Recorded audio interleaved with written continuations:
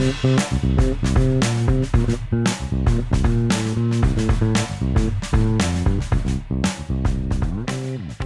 to Daily Variety, your daily dose of news and analysis for entertainment industry insiders. It's Thursday, March 26, 2026. I'm your host, Cynthia Littleton. I am co-editor-in-chief of Variety alongside Ramin Satuda. I'm in LA, he's in New York, and Variety has reporters around the world covering the business of entertainment. In today's episode, we'll hear from Variety's Todd Spangler and Gene Mattis as we unpack the story behind OpenAI's decision to pull the plug on its Sora generative AI video service. That decision led to a huge sigh of relief within Disney. The Mouse House had planned to do a big character licensing deal with OpenAI, but now that's all a big nevermind. We try to make sense of it all and figure out where Disney stands on generative AI video tools. But before we get to that, here are a few headlines just in this morning that you need to know. The Oscars are on the move. The Academy of Motion Picture Arts and Sciences has struck a deal with the Peacock Theater in the downtown LA Live complex to bring the big show there starting in 2029 for a 10-year run. That means goodbye Dolby Theater after 2 more ceremonies. Warner Brothers Discovery has set the date, April 23rd, for its shareholder vote on the sale to Paramount Skydance. It's hard to see a scenario in which they don't approve this transaction, but you never know. It ain't over till it's over. Macca fans like me can rejoice today. Paul McCartney has dropped a new song titled Days We Left Behind. It's coming out ahead of his first new album in 6 years, The Boys of Dungeon Lane, which is out May 29th. My great colleague Chris Willman reports that the song Days We Left Behind is packed with all kinds of Easter eggs about the Beatles and Liverpool and other good things. And here's some news that would make Merv Griffin smile. Jeopardy is launching a new incarnation of the show on YouTube. The first episode of the Jeopardy YouTube edition will drop March 31st and feature contestants drawn from the Creatorverse. This version will be hosted by Ken Jennings, and the first batch of contestants are Monet Exchange, Becca Black, and Brennan Lee Mulligan. My colleague Stephen Horowitz published a great story today about the trend of clipping in music marketing. It's all about driving impressions and buzz for new tunes. It's detailed and fascinating. All of these stories and so much more can be found on Variety.com right now. Some breaking news from the Walt Disney Company and OpenAI, the two reaching what they're calling a landmark agreement to bring more than 200 characters to the OpenAI Sora platform. It started with a lot of fanfare in December. Disney Inc.'s deal with OpenAI that is a sign of future times for Hollywood in the age of AI, except that it wasn't. On Tuesday of this week, OpenAI pulled the plug on its video Pandora's box named Sora. It turns out that Sora was proving to be a big distraction for OpenAI, which is busy preparing for an IPO that is expected later this year. Gene Mattis, Variety's head legal writer, and business editor Todd Spangler join me now to dive into what's behind the surprising move by Sam Altman's AI behemoth and why SAG-AFTRA deserves to take a victory lap.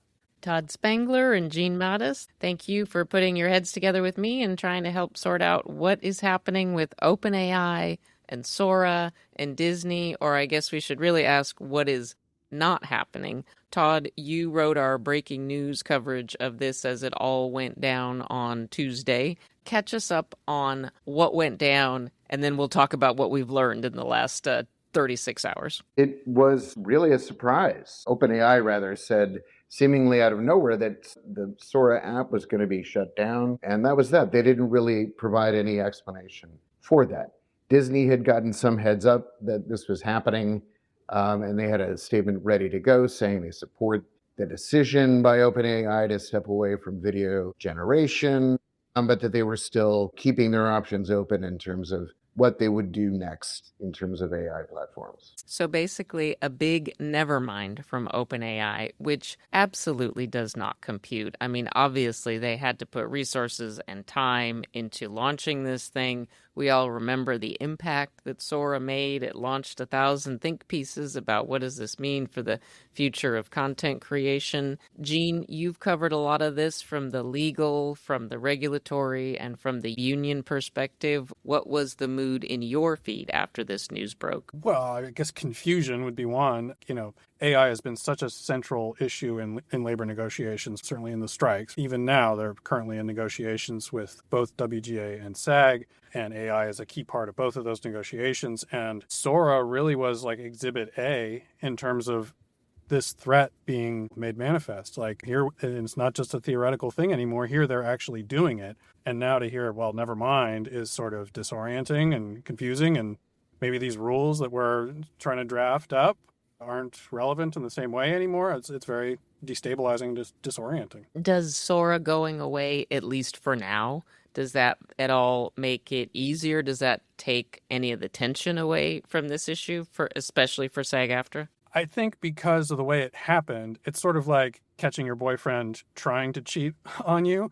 The fact that he didn't actually successfully do it is not that relevant. The fact is that he wanted to. And so the fact that OpenAI basically unilaterally shut this down doesn't mean Disney doesn't want to do this. It just means that this version of it didn't pan out. So, maybe they want to do it with, ByteDance or something next. So who knows? I think the threat is still there. It's just still a little confusing as to what actually is going to happen. But interesting, when the surprise headline from OpenAI came out, there was immediate speculation that Disney must have had something to do with it.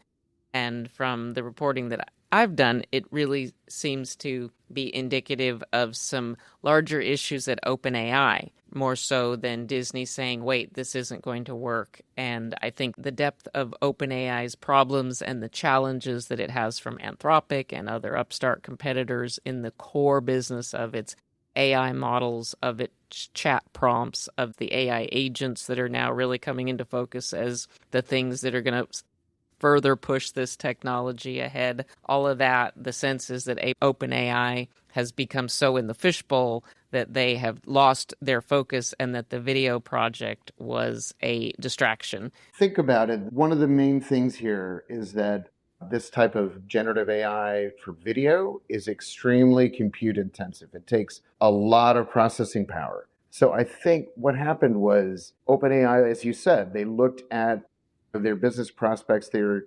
reportedly looking at doing an IPO in 2026. And so they'll have to show investors what they're spending on and what's actually making money. So here was this very high cost product that had, as you already mentioned, these sort of rights issues involved in it that maybe weren't going to be cleared up very cleanly. There wasn't necessarily a clear path to monetizing it either. So I think they refocused on something, the parts of the business that they see will make the most money. OpenAI and Anthropic have been out in the marketplace raising money, and it does seem like that the AI boom, the debate around it is crystallizing that need that these companies, this cannot be the dot-com bust. These companies need to show a path to making money, and Anthropic has been in the headlines with its battles with the Pentagon. But one of the issues that OpenAI is facing is that there have been a lot of people moving to Anthropic. And one tidbit that I do know on good authority was that the one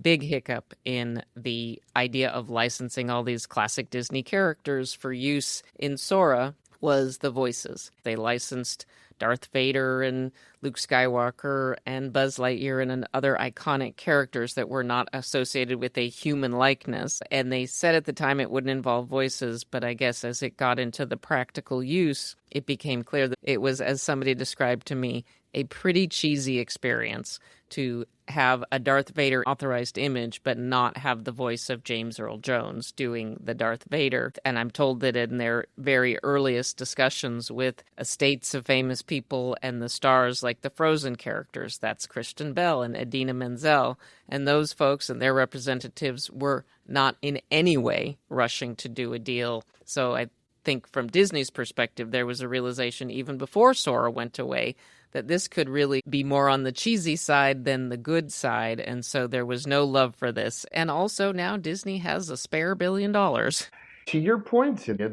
about the user experience, who was asking for this? How many people were raising their hands to say, hey, we want to make Mickey Mouse say and do specific things? And what is the economic value of that?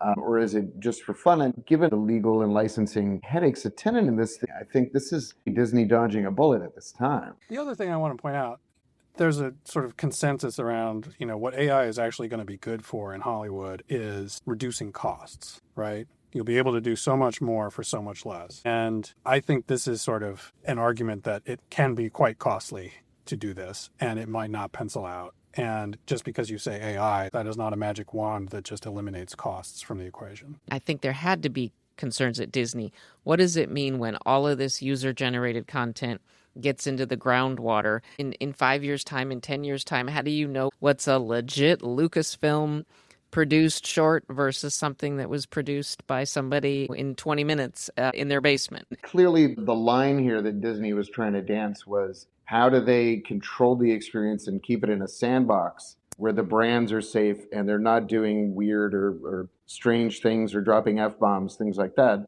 but also make it fun and interesting for people to use. And I don't know where that line might be or if it exists, but now they get another chance to examine that. Somebody else pointed out to me that the Sora deal also came the same day that Disney got aggressive in its copyright infringement litigation against Google and its various AI and just general online programs. Gene, where does it stand? There's a lot of copyright-related litigation against some of the bigger AI firms. Getty Images has been part of a big case. Is there anything that is ripe to come to court or anything that you're watching for a ruling that you think is also going to be significant around these issues? And I think we're still in very early innings on that question. There have been a couple of federal rulings just at the district court level saying, broadly that, it doesn't look like training is infringement, but it's a very sort of fact-specific type inquiry, and there could be situations where it is. So that's still very uncertain. That is a key provision that both SAG and the WGA are trying to get into their labor contracts, is that if the studios are, feeding their scripts into an AI model, then they want to be paid for that. And same with SAG-AFTRA. It's something that people are striving for, is that this idea of like, if you're going to put all my creative output into a big soup, then I should be paid for that. And in a way, the OpenAI deal was sort of, because OpenAI was entering into a licensing agreement for the Disney characters, at least set down a little bit of a precedent that this is something that you have to license through an actual contractual agreement and not something you can just steal. So I think people were taking that as a positive step in the right direction in some level. But even in that deal, Disney was not granting OpenAI, an unlimited right to mash up all of their IP into a model and feed it out willy-nilly. Like, they still reserved the right to sue over that. So it's very confused at the moment, I think is the key word, in terms of like what is actually allowed, before we even get to the question of what would people want to use this for and would that use be profitable. And in terms of what's allowed, the 2023 cycle of Hollywood union contracts that we know was hard fought, many months of strike, but that cycle, what emerged from that were some rules of the road in terms of consent and compensation that influenced this situation. The fact that the performers in question needed to give their express consent, that came from the SAG-AFTRA union agreement, correct? Indeed. I mean, SAG-AFTRA, it should be said, took a lot of internal blowback for even, countenancing the existence of AI or like agreeing that in certain circumstances it might be beneficial. But what they did really, in hindsight now, seems very prescient in terms of establishing this per project consent, so that James Earl Jones, for instance, just because he agreed to appear in Star Wars 50 years ago, that does not mean you can use his voice today in an AI regeneration of Darth Vader. And SAG is the one that made that a reality. So their role in this is very important. Todd, do you think there's any world where Disney is trying to build its own proprietary walled garden version of Sora? I think they have probably contemplated that and may even be trying to build it themselves. But again, what is the business case for this and how does it drop to the bottom line? I think those are questions that they were trying to get the answer to in working with OpenAI on this project. It really was a trial balloon to see if they could play offense in AI in addition to playing defense on the legal front. We could talk for another hour about this. It is fascinating stuff, and I'm just going to close with a plug for, it's not a Disney product, it's actually a Focus feature from Universal I saw earlier this week, the AI doc, or How I Became an Apocalyptimist, and it did a great job of just laying out what's at stake, the parameters, the pros and the cons of what's going on here. And I found it very, very helpful for interpreting the headlines. And this is certainly not the last that we're going to hear about OpenAI and Anthropic and changing the game for entertainment. So appreciate having you two veteran, thoughtful reporters on the case for us. Thanks, Cynthia. Happy to do it.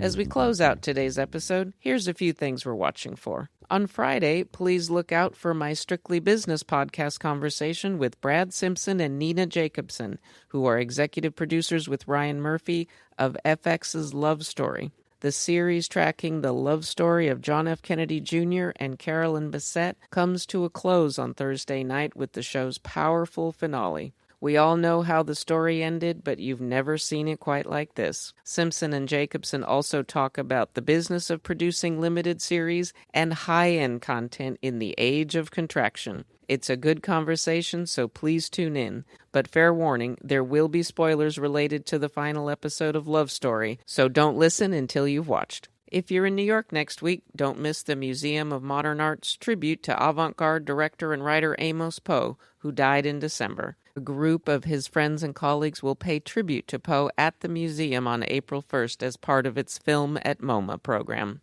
And a happy opening day of Major League Baseball to all who celebrate. Go Dodgers. We love to hear from our listeners, so please send thoughts, gripes, and other feedback about Daily Variety to podcasts@variety.com. Before we go, congrats to Atiya Henry. She's been promoted to Executive Vice President of Production for Disney-branded television. She comes to Disney after spending the past 7 years at Netflix working in physical production for the drama division. Henry also had senior roles in production at Annapurna Pictures and BET. Thanks for listening. This episode was written and reported by me, Cynthia Littleton, with contributions from Todd Spangler and Gene Mattis. Sticks, Nicks, Hick, Picks. Please leave us a review at the podcast platform of your choice, and please tune in Monday for another episode of Daily Variety.